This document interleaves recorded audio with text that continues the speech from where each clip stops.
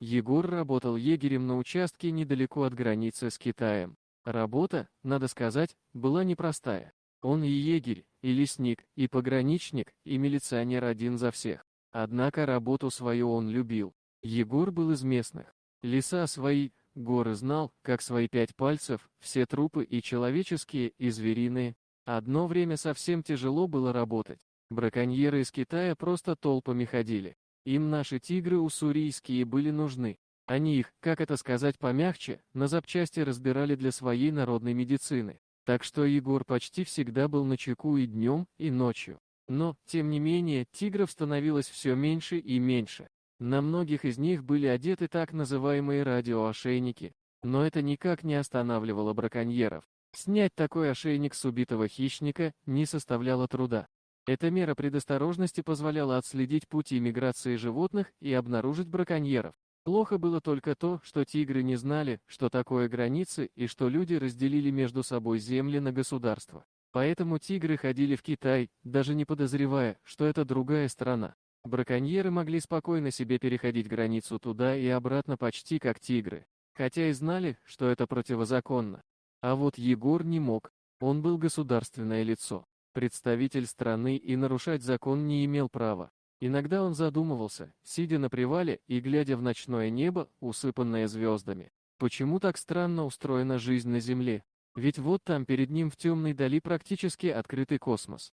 И нет там никакого купола, укрытия, защиты или хотя бы крышки. Иначе не пролетали бы на Землю метеориты, и люди не могли бы летать в космос. А значит, летим мы все на одном и том же булыжнике со скоростью больше 100 тысяч километров в час в огромном космическом пространстве. И вместо того, чтобы держаться покрепче за этот булыжник, чтобы ненароком не слететь с него, вражду между собой устанавливаем. Какие-то границы, запреты и правила. Егор удивлялся, почему так устроен человек, что ему обязательно надо все вокруг разрушать. Ведь мы постоянно стремимся к тому, чтобы уничтожить самих себя, эту самую Землю, на которой мы летим в космосе. Причем, возможно, совершенно одни во Вселенной. Случись, что с Землей не выживет никто. Или, может, он ничего не понимает, и у кого-то есть запасная Земля? Да, надо было поступать на философский факультет, а не в лес и техническую академию, думал Егор. Хотя нет, без леса, без природы, без животных он бы не смог. Совсем недавно, чисто случайно, ему на глаза попался на глаза тигр, мельком, очень быстро. Животное было молодое, и потому проявило неосторожность, поддавшись любопытству. Тигр был без ошейника. Егор хотел выследить его и одеть радиомаяк. Конечно, один бы он не справился. Но, прежде чем вызывать бригаду зоозащитников, которые бы усыпили животное, обследовали состояние здоровья, зарегистрировали и одели бы ошейник, надо было определить его место обитания. И вот с этим была проблема. В природе тигры очень осторожны, если не сказать, боязливы. Нужно было постараться, чтобы найти того тигра. Вот Егор и старался. Почти месяц он уже блуждал по тайге, находил следы. Но он не знал, того ли тигра эти следы.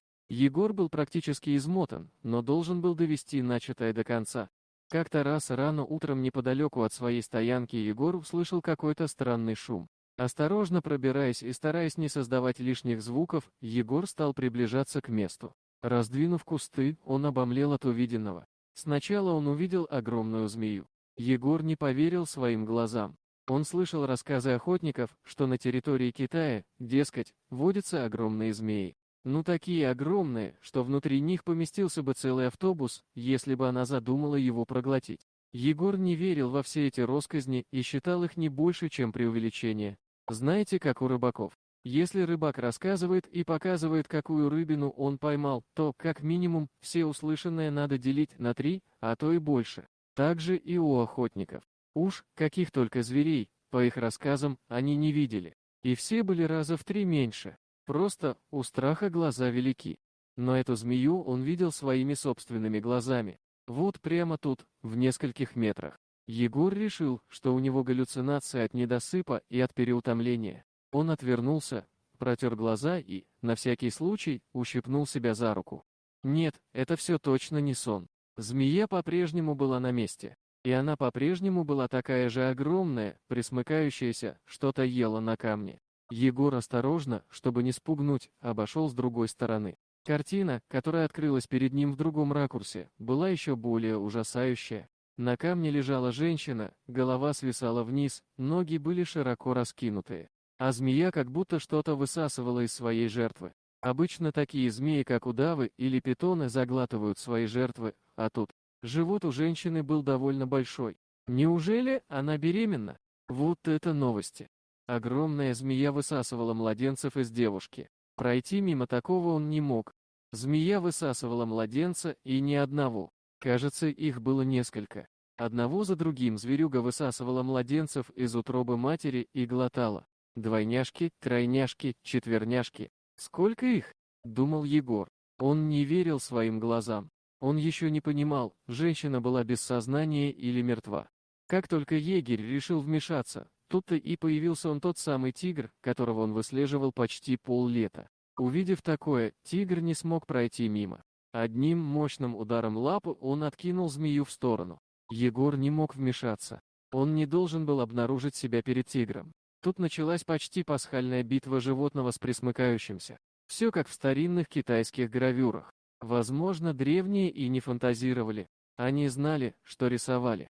Тигру удалось победить. Он разорвал змею в клочья, освободил из ее чрева детей. Дети не интересовали тигра. Он начал есть свою добычу. Как раз именно в тот момент и очнулась женщина. Как какое-то кино, Егор наблюдал происходящее из засады. Надо было помочь девушке, пока тигр был занят добычей. Она с ужасом рассматривала место битвы, свой живот и вообще не понимала, что происходит. Девушка была в странной одежде. Сейчас такое уже не носят даже в самой глухой деревне. Это была роба тюремная. Роба!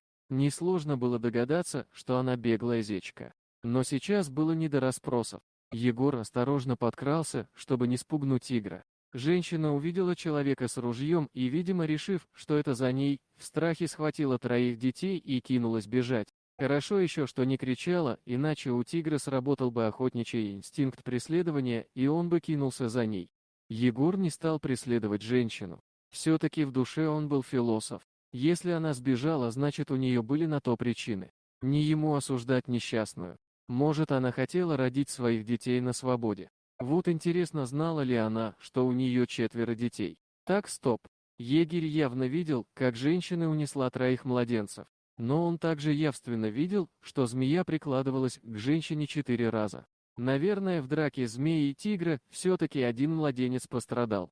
Егор дал себе обещание не заявлять на беглую зечку в милицию. Каждый должен жить своей жизнью, исполнить свою судьбу без постороннего вмешательства. Только бы она выжила, и выжили 3 ее детей, думал Егор. Тигр насытился и ушел. Он ушел в другую сторону от женщины. А потому был шанс, что молодая мать с детьми не станут его обедом или ужином. Жаль, что от змеи ничего не осталось. Кроме каких-то обрывков ничего и предъявить. Нет доказательства того, что оно было таких гигантских размеров. Егор подошел к станкам и стал рассматривать их. И он был прав. Все-таки был 4-й малыш. Но почему был, он и есть, тут, среди останков чудовища, которого победил тигр. Малыш тряс ручками, собирался плакать. Егор взял его на руки и положил за пазуху. Малыш был такой крохотный. Но тигр не съел его, а просто тщательно вылизал. «Ну вот, будешь крещеный тигром», — сказал Егор. По следам, оставленным тигром вокруг, Егор заметил, что зверь получил рану на лапе во время битвы. Она заживет не скоро, а значит, по шраму, который будет отпечатываться на следах, выследить молодого тигра будет проще простого. Теперь можно позаботиться и о малыше. Егор усыновил мальчика и назвал его Тагран. Когда парень вырастет и станет егерем, как его отец, пусть и приемный, он обязательно расскажет ему историю появления на свет. Вместе у костра, глядя на звезды, они будут мечтать о том, какие сейчас его братья. А пока надо было срочно искать невесту. Ребенку нужна была мать, а значит, Егору пришла пора жениться. Ничто не бывает просто так в тайге. Дальнейшая судьба Зечки и ее детей неизвестна. Тигра Егор выследил, и радиомаяк он получил. Дорогие друзья, если вам понравилось видео, поставьте лайк, а также подписывайтесь на канал, где найдете еще много интересного.